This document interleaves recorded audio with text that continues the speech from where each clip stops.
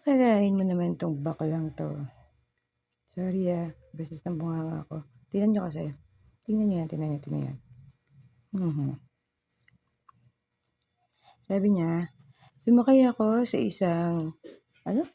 isang beses. Yan. Sumakay ako isang beses sa MRT sa Taft, hindi na mauulit. Ang daming tao siksikan, nakakadiri. As in, naligo ako. Naligo agad ako pag uwi.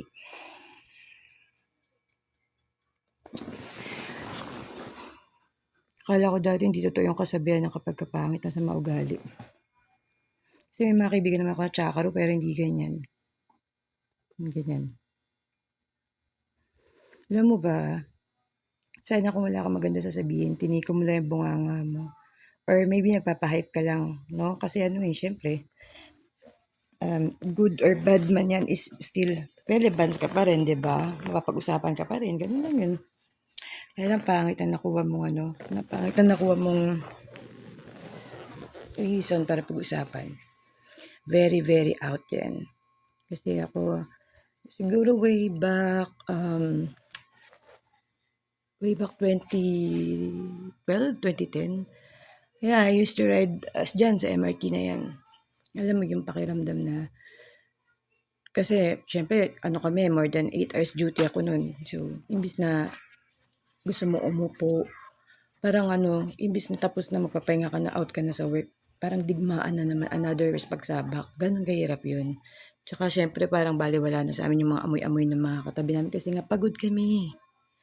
And also, walang may gusto na may makasabay na kagaya mo, mukhang laki ka naman yata sa yaman. Kasi kung laking mayaman ka, mas matatanggap ko pa yung sinabi mo yan.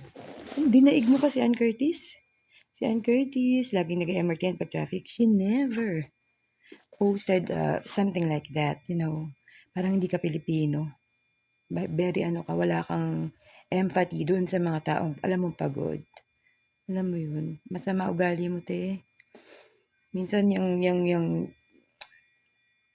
attitude, hindi yan tumatagal sa ganyang industriya, sa ganyan. No.